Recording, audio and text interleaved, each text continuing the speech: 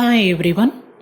இந்த கிளாஸில் நம்ம செகண்ட் யூனிட் ஸ்டார்ட் பண்ணுறோம். Theorems in DC circuit theorems பார்க்க போகிறோம். நார்மலாக தியரம்ஸ் எதுக்காக யூஸ் ஆகுது அப்படின்னு சொன்னால் காம்ப்ளெக்ஸ் சர்க்யூட்டை சால்வ் பண்ணுறதுக்கு தியரம்ஸ் யூஸ் பண்ணுறோம். நம்ம ஆல்ரெடி ப்ரீவியஸ் கிளாஸில் ஓம்ஸ்லாம் கிர்ச்சாஃப் லாஸ்லாம் பார்த்துருப்போம். ஸோ சிம்பிள் சர்க்யூட்ஸில் இந்த லாஸ் யூஸ் பண்ணி, அதாவது ஓம்ஸ் லா இதெல்லாம் யூஸ் பண்ணி நம்ம என்ன பண்ணிக்கலாம், சிம்பிள் சர்க்யூட்டை சால்வ் பண்ணிக்கலாம். கொஞ்சம் காம்ப்ளெக்ஸான சர்க்யூட்டு, ரொம்ப பெரிய சிக்கலான சர்க்யூட்ஸை நம்ம சால்வ் பண்ணணும் அப்படின்னு சொன்னால் தியரம்ஸ் கண்டிப்பாக நம்ம யூஸ் பண்ணி தான் சால்வ் பண்ண முடியும். ஓகே, ஸோ இந்த தியரம்ஸ் யூஸ் பண்ணுறதுக்கு நம்ம ஒரு ஃபர்ஸ்ட் மெத்தட் பார்க்க போகிறோம். ஓகேங்களா, இந்த மெத்தட் தியரம்ஸை சால்வ் பண்ணுறதுக்கு நமக்கு யூஸ் ஆகுது. First method Maxwell's mesh current method. ஓகேங்களா, மெஷ் கரண்ட் அனாலிசிஸ்ன்னு சொல்லுவோம். ஓகே, ஸோ இந்த மெஷ் கரண்ட் அனாலிசிஸ் மெத்தட் எதுக்கு யூஸ் ஆகுதுன்னா, to find unknown currents in any complex circuits. ஓகேங்களா, அன்னோன் கரண்ட்டை ஃபைண்ட் பண்ணுறதுக்காக இந்த Maxwell's mesh current method use ஆகுது. நார்மலாக மெஷ் அப்படிங்கிறது என்ன அப்படின்னு சொன்னால், mesh is a loop which does not contain any other inner loop. ஓகேங்களா, which cannot be divided into other லூப்னு எடுத்துக்கலாம். ஓகேவா, மெஷ்ஷை லூப்புன்னு சொல்லுவோம். லூப்னா என்ன சொல்லுவோம், ஒரு நோட்ல இருந்து ஸ்டார்ட் பண்றோம் அப்படின்னு சொன்னா அதே நோடுக்கு நம்ம க்ளோஸ்டு பார்த்தா கொண்டு வரோம் அப்படின்னா அதைத்தான் நம்ம என்ன சொல்லுவோம், லூப்புன்னு சொல்லுவோம் இல்லையா. ஒரு க்ளோஸ்டு சர்க்யூட்டை தான் நம்ம என்ன சொல்லுவோம், லூப் அப்படின்னு சொல்லுவோம். அதே நேரம் மெஷ்னா என்ன சொல்லுவோம் அப்படின்னு சொன்னா, which does not contain any other inner loop. இப்போ இந்த சர்க்யூட்டை பாருங்க, ABEFAங்கிறது ஒரு லூப் இல்லையா. அதே நேரம் BCDEBங்கிறது ஒரு லூப். ABCDEFAங்கிறது ஒரு லூப். அந்த ABCDEFAவை நம்ம என்ன சொல்ல மாட்டோம் அப்படின்னு சொன்னா, மெஷ்ன்னு சொல்ல மாட்டோம். ஏன் அப்படின்னா அதுக்குள்ள 2 இன்னர் லூப் இருக்கு. ஓகேங்களா, ஸோ இப்போ இன்னர் லூப் இருந்ததுன்னு சொன்னா அதை நம்ம என்ன சொல்ல மாட்டோம், மெஷ்ன்னு சொல்ல மாட்டோம். ஓகே, சரி. நெக்ஸ்ட் என்ன அப்படின்னு சொன்னா, அப்போ இந்த சர்க்யூட்ல நமக்கு பார்த்த உடனே தெரியுது 2 மெஷ் மட்டும் இருக்கு அப்படின்னு சொல்லிட்டு. ஓகே, இப்போ இந்த மெஷ் கரண்ட் மெத்தடை இந்த சர்க்யூட்டுக்கு எப்படி அப்ளை பண்றது, எப்படி சால்வ் பண்றதுங்கிறத பார்க்கலாம். இதுக்கு 4 ஸ்டெப்ஸ் கொடுத்துருக்காங்க. ஃபர்ஸ்ட் ஸ்டெப் என்னன்னா, identify the total number of mesh. இதை நம்ம பார்த்தோன்னே தெரிஞ்சுக்கிட்டோம் இல்லையா, 2 மெஷ்னு எடுத்துக்கிறோம். அப்போ 2 total number of mesh is equal to 2ன்னு எடுத்துக்கலாம், 2. ஓகேங்களா, சரி. நெக்ஸ்ட் என்ன அப்படின்னு சொன்னா, assign the mesh current in each mesh. அப்போ ஒவ்வொரு மெஷ்ஷுக்கும் கரண்ட் அசைன் பண்ண சொல்றாங்க செகண்ட் ஸ்டெப்ல. அப்போ செகண்ட் ஸ்டெப்ல கரண்ட் அசைன் பண்றோம் அப்படின்னு சொன்னா, ஃபர்ஸ்ட் லூப்புக்கு I1ன்னு எடுத்துக்கிறோம், செகண்ட் லூப்புக்கு I2ன்னு எடுத்துக்கிறோம். ஓகேங்களா, அடுத்து என்ன பண்ணணுமா, தேர்ட் ஸ்டெப்ல KVL ஈக்குவேஷன் ஃபார்ம் பண்ண சொல்லியிருக்காங்க. KVLனா என்னது, நார்மலா Kirchhoff voltage law. Kirchhoff voltage law என்ன சொல்லுது, the algebraic sum of EMF plus algebraic sum of voltage drop is equal to 0 in a closed circuit. ஓகேங்களா, ஒரு closed circuitல இருக்கக்கூடிய EMF-உம் அதுல இருக்கக்கூடிய வோல்டேஜ் டிராப்புகளோட கூட்டுத்தொகையும் எப்படி இருக்குமா, is equal to 0 அப்படிங்கிற மாதிரி கொண்டு வராங்க. ஸோ இந்த ஃபார்முலாவை வச்சு, இந்த லாவை வச்சு நம்ம என்ன பண்ணுவோம், ஈக்குவேஷன் சால்வ் பண்ணியிருக்கோம். ஓகேங்களா, ப்ரீவியஸ் கிளாஸ்ல நீங்க பாத்தீங்கன்னா கிர்ச்சாஃப் வோல்டேஜ் லாவை யூஸ் பண்ணி எப்படி ஈக்குவேஷன் ஃபார்ம் பண்றதுங்கிறத நான் சொல்லி கொடுத்துருக்கேன். ஓகேவா, அந்த ஈக்குவேஷனை கொண்டு ஃபைனலா நம்ம என்ன பண்ண போறோம், அதை சால்வ் பண்ணி நம்ம அன்னோன் கரண்ட்ஸ் தான் நம்ம என்ன பண்ண போறோமா, கண்டுபிடிக்க போறோம். ஓகே, சரி. நார்மலா கேவிஎல் யூஸ் பண்றதுக்கு நமக்கு கண்டிஷன் தெரியும் இல்லையா. ஒரு ரெசிஸ்டர், இந்த ரெசிஸ்டர் எடுத்துக்கோங்க. இந்த ரெசிஸ்டர் வழியா கரண்டோட டைரக்ஷனை நான் இப்படி எடுத்துக்கிறேன். ஓகேங்களா, அப்போ கரண்டோட டைரக்ஷன் இப்படி இருக்கு அப்படின்னு சொன்னா அதுல நம்ம பொட்டன்ஷியலோட சைன் எப்படி அசைன் பண்ணுவோம், எப்பவுமே கரண்டோட direction positive to negative, high potential இருந்து லோ பொட்டன்ஷியலை நோக்கி தான் இருக்கும் இல்லையா. ஸோ அப்போ இதை பாசிட்டிவ், இதை நெகட்டிவ்னு எடுத்துக்கிறேன். கரண்டோட டைரக்ஷன் பாசிட்டிவ் டு நெகட்டிவ் இருந்ததுன்னு சொன்னா அதை நான் என்ன சொல்றேன், ஃபால் இன் பொட்டன்ஷியல், வோல்டேஜ் டிராப்னு சொல்லுவோம், இல்லைன்னா பொட்டன்ஷியல் டிராப்னு சொல்லுவோம். ஸோ அதுக்குள்ள சைன் நெகட்டிவ் சைன். அதே நேரம் உங்களோட கரண்டோட டைரக்ஷன் நெகட்டிவ் டு பாசிட்டிவ் போகுது அப்படின்னு சொன்னா அதை நான் என்ன சொல்றேன், ரைஸ் இன் பொட்டன்ஷியல், வோல்டேஜ் ரைஸ்ன்னு சொல்லுவோம் இல்லையா. ஸோ அதோட சைனை நான் எப்படி எடுத்துக்கிறேன், பாசிட்டிவ் சைன்னு எடுத்துக்கிறேன். ஓகேவா, சரி. இப்போ இந்த சர்க்யூட்டை பொறுத்த வரைக்கும் நம்ம கரண்டோட டைரக்ஷனை நம்ம எப்பவுமே நம்மளோட வசதிக்காக கிளாக் வைஸ்ல தான் அசைன் பண்ணுவோம். அப்போ கிளாக் வைஸ்ல நம்ம அசைன் பண்றோம் அப்படின்னு சொன்னா இங்க பாசிட்டிவ், இங்க நெகட்டிவ், இங்க பாசிட்டிவ், இங்க நெகட்டிவ் இல்லையா. அதே நேரம் இங்க பேட்டரிக்கு அசைன் பண்ணும்போது எப்பவுமே பேட்டரி ஃபிக்ஸட் பொட்டன்ஷியல். அப்போ அதோட டெர்மினல் அந்த லாங் லைனை நம்ம என்ன செய்வோம், லாங்கர் ஆம நான் என்ன சொல்றேன், பாசிட்டிவ்னு எடுத்துக்கிறேன், ஷார்ட்டர் ஆம நான் எப்படி எடுத்துக்கிறேன், நெகட்டிவ்னு எடுத்துக்கிறேன். ஸோ இது ஃபிக்ஸட் பொட்டன்ஷியல், இதுல நம்ம எந்த விதமான சேஞ்சஸும் பண்ண முடியாது. ஓகேங்களா, சரி. அப்போ இங்க பாருங்க இந்த I1 கரண்டால இந்த இடத்துல இருக்கக்கூடிய வோல்டேஜ் டிராப் வந்து பாசிட்டிவ் டு நெகட்டிவ்னு நான் இங்க எடுத்துக்கிறேன். அதே நேரம் இந்த BE பிரான்ச்ல இந்த I2 கரண்டால ஏற்படக்கூடிய அந்த வோல்டேஜ் டிராப் வந்து இந்த இடத்துல கரண்டோட டைரக்ஷன் இப்படி இருக்கிறதுனால இந்த மெஷ் கரண்ட் I2வால ஏற்படக்கூடிய வோல்டேஜ் டிராப் இப்படி அசைன் பண்றேன், பாசிட்டிவ் நெகட்டிவ் அப்படின்னு எடுத்துக்கிறேன். ஓகேங்களா? சரி, அப்போ நம்ம வந்து ஃபர்ஸ்ட் மெஷ்ஷை கன்சிடர் பண்ணும்போது நம்மளோட current direction B to E வருது இல்லையா? ஸோ B to E அப்படிங்கும்போது நல்லா கவனிச்சுக்கோங்க. B to E அப்படின்னு சொல்லும்போது கரண்டோட டைரக்ஷன் நம்ம ஆக்சுவல் கரண்ட் வந்து எப்படி எடுத்துக்கிறோம்னா I1 மைனஸ் I2ன்னு எடுத்துக்கிறோம். அதே நேரம் E to B எடுத்துக்கிறோம்னு நினச்சிக்கோங்களேன். E to B நம்மளோட டைரக்ஷன் வந்து I2ஓட டைரக்ஷன் E to B இருக்கு. ஸோ I2 மைனஸ் I1ன்னு எடுத்துக்கிறோம். ஓகேவா?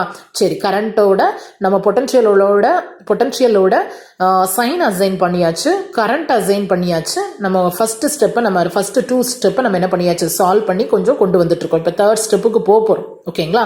KVL ஈக்குவேஷன் ஃபார்ம் பண்ண போகிறோம். அப்போ ஃபர்ஸ்ட் மெஷ் எடுத்துக்கோங்க. ABEFA. ஓகேங்களா? இதுக்கு நம்ம என்ன பண்ண போகிறோம், KVL ஈக்குவேஷன் எழுத போகிறோம். ஓகேவா? KVL ஈக்குவேஷன் எப்படி எழுதணுங்கிறது நமக்கு தெரியும் இல்லையா? சரி, அப்போ ஃபர்ஸ்ட் வந்து கரண்டோட டைரக்ஷன், கரண்ட் I1 எது வழியா ஃப்ளோ ஆகுதுன்னா R1 வழியா, ரெசிஸ்டர் R1 வழியா ஃப்ளோ ஆகுது. அப்போ இந்த இடத்துல இருக்கக்கூடிய வோல்டேஜ் டிராப், அதாவது ஃபால் இன் பொட்டன்ஷியல் இல்லையா, பாசிட்டிவ் டு நெகட்டிவ் போறதுனால ஃபால் இன் பொட்டன்ஷியல். ஸோ நான் வந்து என்ன கொடுக்குறேன், நெகட்டிவ் சைன் கொடுக்குறேன். So minus I1 into R1 minus again இங்க பாருங்க B to E வரும், B to E. ஓகேங்களா? அப்போ ஃபால் இன் பொட்டன்ஷியல் இந்த இடத்துல. So minus of, so B to E வரும் அப்படின்னா I1 மைனஸ் I2. இதுல 2 கரண்ட் ஃப்ளோ இருக்கு. ஓகேங்களா? அப்போ B to E வரோம்னா I1 மைனஸ் I2ன்னு எடுத்துக்கிறோம். ஓகேங்களா? So I1 minus I2 into R3 plus இங்க பாருங்க இந்த இடத்துல நெகட்டிவ் டு பாசிட்டிவ் போறதுனால plus E1 is equal to 0. So இந்த ஈக்குவேஷனை சால்வ் பண்ணி கொண்டு வந்தோம்னா நமக்கு ஆன்சர் என்ன வரும், I1 of R1 plus R3 minus I2 R3 is equal to E1. இதைத்தான் நம்ம என்ன எடுத்துக்கிறோம், ஃபர்ஸ்ட் ஈக்குவேஷன் எடுத்துக்கிறோம். செகண்ட் மெஷ், ஓகேங்களா? செகண்ட் மெஷ் எடுக்கிறோம். செகண்ட் மெஷ் என்னது நமக்கு, மெஷ் 2 BCDEB இல்லையா? BCDEB கிளாக் வைஸ், நம்மளோட கரண்டோட டைரக்ஷன் கிளாக் வைஸ். ஓகே, சரி, இப்போ நம்ம இதுக்கு ஈக்குவேஷன் ஃபார்ம் பண்ண போறோம். ஓகே, மைனஸ் I2 இது வழியா போகக்கூடிய கரண்ட் என்னது, I2 கரண்ட் மட்டும் தான் இது வழியா ஃப்ளோ ஆகுது BC பிரான்ச்ல. ஓகேவா? So minus I2 into R2 voltage drop. ஓகேங்களா? வோல்டேஜ் டிராப்ங்கிறதுனால minus sign, minus I2 R2 minus இங்க வந்து நம்ம எந்த டைரக்ஷன்ல வரும், பாசிட்டிவ் டு நெகட்டிவ் டைரக்ஷன்ல வரும். So minus E2 minus of, அப்போ டைரக்ஷன் எங்க போகுது, E to B போகுது. அப்போ E to B நான் இப்படி எடுத்துக்கிறேன். மேல இருந்து கீழே வந்தோம்னா I1 minus I2. E to B போறோம் அப்படின்னு சொன்னா I2 மைனஸ் I1. ஓகேங்களா? So I2 minus I1 into R3 is equal to 0. இதை சால்வ் பண்ணி நான் என்ன பண்றேன் அப்படின்னு சொன்னா சிம்பிளிஃபை பண்றேன். I1 R3 minus I2 into R2 plus R3 minus E2 is equal to 0ன்னு கொண்டு வரேன். இப்போ நான் அகெயின் என்ன பண்றேன் அப்படின்னு சொன்னா இதை மைனஸால பெருக்கிறேன். இந்த ஈக்குவேஷன் அப்படியே மைனஸால பெருக்கிறேன் ஃபார் சிம்பிளிஃபிகேஷன். ஓகேங்களா? சிம்பிளிஃபிகேஷனுக்காக நான் பெருக்கிறேன் அப்படின்னு சொன்னா என்னோட ஈக்குவேஷன் எப்படி வரும், minus I1 R3 plus I2 into R2 plus R3 is equal to minus E2. இதுதான் என்னோட செகண்ட் ஈக்குவேஷன். ஓகேவா? இப்போ நான் என்ன பண்றேன், இந்த 2 ஈக்குவேஷனை எடுத்து சால்வ் பண்றேன் அப்படின்னா மேட்ரிக்ஸ் ஃபார்மேட்ல நான் என்ன பண்ண போறேன், சால்வ் பண்ண போறேன். நீங்க ஈக்குவேஷன் ஃபார்மேட்லயும் சால்வ் பண்ணலாம், மேட்ரிக்ஸ் ஃபார்மேட்ல சால்வ் பண்ணீங்கன்னா கொஞ்சம் ஈஸியா இருக்கும். அப்ப மேட்ரிக்ஸ் ஃபார்மேட்னு சொல்லும்போது நான் எப்படி கொண்டு வரேன் அப்படின்னு சொன்னா E ஈக்குவல் டு, அதாவது V equal to I into R. இது வந்து R மேட்ரிக்ஸ், இது I மேட்ரிக்ஸ், இது வந்து V மேட்ரிக்ஸ். ஓம்ஸ்ல தெரியும் இல்லையா, V equal to I into R. So நாங்க Vன்னு எடுத்துக்கிறேன், அதாவது E1 E2. ஓகேங்களா? சரி, அதே மாதிரி இங்க பாருங்க இந்த ஈக்குவேஷன், இந்த மேட்ரிக்ஸ் எப்படி ஃபார்ம் பண்ணணும் அப்படிங்கிறத சொல்லிடுறேன். அதாவது I1ஓட கோஎஃபிஷியன்ட் உங்களோட R வேல்யூவை ஃபுல்லா என்ன பண்ணிருங்க, ஃபர்ஸ்ட் மேட்ரிக்ஸ்ல எடுத்து எழுதுறீங்க. இது வந்து R மேட்ரிக்ஸ். ஓகேங்களா? R1 பிளஸ் R3 எழுதுங்க. அடுத்து என்னது, மைனஸ் ஆஃப் R3. ஓகேங்களா? மைனஸ் R3ன்னு எடுத்து எழுதிருங்க. அடுத்து மைனஸ் R3 தான். ஓகே, இங்கேயும் தென் R2 பிளஸ் R3. ஓகேவா? இப்போ I மேட்ரிக்ஸ். ஓகேங்களா? கரண்ட் மேட்ரிக்ஸ் எடுத்து எழுதுறோம். I1 I2 இது எப்பவுமே பிளஸ்ல தான் இருக்கணும். இஸ் ஈக்குவல் டு தென் என்ன அப்படின்னு சொன்னா உங்களோட வோல்டேஜ் மேட்ரிக்ஸ். வோல்டேஜ் மேட்ரிக்ஸை பாருங்க, இங்க E1 இருக்கு, இங்க வந்து மைனஸ் E2 இருக்கு. E1 அப்படிங்கிறது கரண்டோட டைரக்ஷனை பொறுத்து தான். இங்க நெகட்டிவ் டு பாசிட்டிவ் போறதுனால நம்ம இதை பிளஸ் E1 எடுத்துக்கிறோம். அதே நேரம் இங்க பாருங்க பாசிட்டிவ் டு நெகட்டிவ் வருது இல்லையா, ஸோ இதை வந்து மைனஸ் E2ன்னு எடுத்துக்கிறோம். ஓகேவா?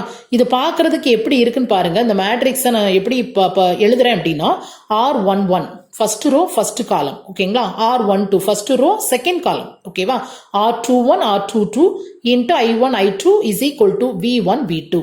இந்த R11ங்கிறது என்னதை மென்ஷன் பண்ணுது அப்படின்னு சொன்னா டோட்டல் ரெசிஸ்டன்ஸ் இன் மெஷ் 1. நல்லா பாருங்க, டோட்டல் ரெசிஸ்டன்ஸ் R1 R3 இந்த ரெண்டும் தான் இருக்கு இந்த ஃபர்ஸ்ட் மெஷ்ல, ஓகேங்களா? அப்ப இது R1 பிளஸ் R3 அப்படின்னு சொல்லும்போது R11 எதை மென்ஷன் பண்ணுது அப்படின்னு சொன்னா டோட்டல் ரெசிஸ்டன்ஸ் இன் மெஷ் 1 அப்படிங்கறத மெஷர் பண்ணுது, ஓகேங்களா? நோட்டிஃபை பண்ணுது, நோட் பண்ணுது. ஓகே, R12ங்கிறது என்ன அப்படின்னு சொன்னா ஒன்னாவது மெஷ்ஷுக்கும் ரெண்டாவது மெஷ்ஷுக்கும் காமனா உள்ள ரெசிஸ்டன்ஸ், ஓகேங்களா? அதை எப்பவுமே எதுல சொல்றோம்? நெகட்டிவ்ல சொல்றோம். -R12 எடுத்து எழுதிக்கலாம், ஓகேங்களா? அதனாலதான் -R3 கொடுத்திருக்கேன். இங்க வந்து ஒன்னாவது மெஷ்ஷுக்கும் ரெண்டாவது மெஷ்ஷுக்கும் காமனா இருக்கக்கூடிய ரெசிஸ்டன்ஸ் என்னது? R3 இல்லையா? So -R3. ஓகே, அடுத்து R21 அப்படிங்கிறது என்ன அப்படின்னு சொன்னா அதே தான். ரெண்டாவது மெஷ்ஷுக்கும் ஒன்னாவது மெஷ்ஷுக்கும் காமனா இருக்கிறது என்னது? இந்த R3ங்கிற ரெசிஸ்டர் தான். சோ அதான் நெகட்டிவ்ல எழுதணும். R22ங்கிறது என்ன அப்படின்னு சொன்னா செகண்ட் மெஷ்ல இருக்கக்கூடிய டோட்டல் ரெசிஸ்டன்ஸ், ஓகேங்களா? செகண்ட் மெஷ்ல இருக்கக்கூடிய டோட்டல் ரெசிஸ்டன்ஸ் அப்படின்னு எடுத்துக்கலாம். ஓகே, சோ ஃபைனலா இப்ப நம்ம என்ன பண்ண போறோம்? கிரேமர்ஸ் ரூல் யூஸ் பண்ணி நம்ம என்ன பண்ணலாம்? சால்வ் பண்ணி ஃபைனலா I1 I2 ஓட வேல்யூவை கண்டுபிடிச்சிடலாம். இப்போ இந்த R1 வெளியே போகக்கூடிய கரண்ட் I1, இந்த R2 வழியா போகக்கூடிய கரண்ட் I2, இந்த ரெண்டையும் கண்டுபிடிச்சாச்சு. சப்போஸ் இந்த R3 வழியா ஃப்ளோ ஆகக்கூடிய கரண்ட்னு பார்க்கும்போது நம்ம எப்படி எடுத்துக்கணும் அப்படின்னு சொன்னா B ல இருந்து E போற மாதிரி நம்ம எடுத்தோம் அப்படின்னா I1 மைனஸ் I2 போடுவோம் இல்லையா? இப்போ இந்த இடத்துல நம்ம கேட்கலாம், இந்த R3 வழியா போகக்கூடிய கரண்ட்டை ஃபைண்ட் பண்ணுங்க அப்படின்னு சொன்னா நம்ம என்ன பண்ணுவோம்?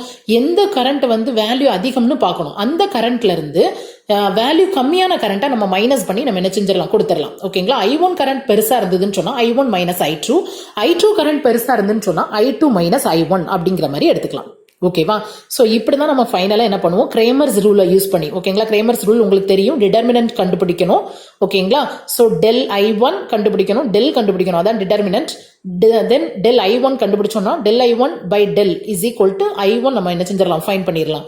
I2 கண்டுபிடிக்கணும், நம்ம என்ன செய்வோம்? டெல் I2 பை டெல் போட்டு I2 ஃபைண்ட் பண்ணிடுவோம், ஓகேங்களா? இது ரெண்டு லூப்புக்குள்ள ஃபார்மேட், ஓகேங்களா? ரெண்டு மெஷ் இருந்தது அப்படின்னு சொன்னா எப்படி நம்ம வந்து சால்வ் பண்ணி கொண்டு வர்றது அப்படிங்கிறத நான் சொல்லி தந்துட்டேன்.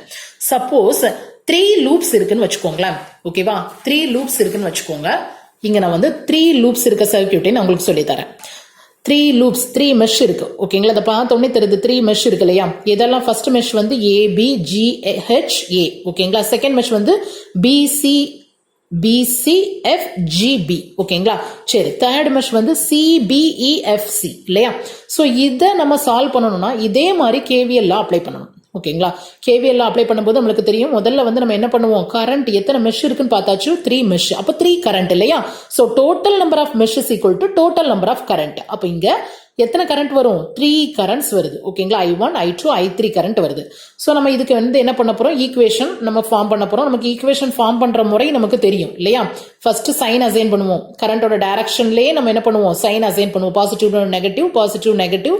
தென் இது பிக்சட் பொட்டன்ஷியல்ங்கிறதுனால இது பாசிட்டிவ், இது நெகட்டிவ் இல்லையா?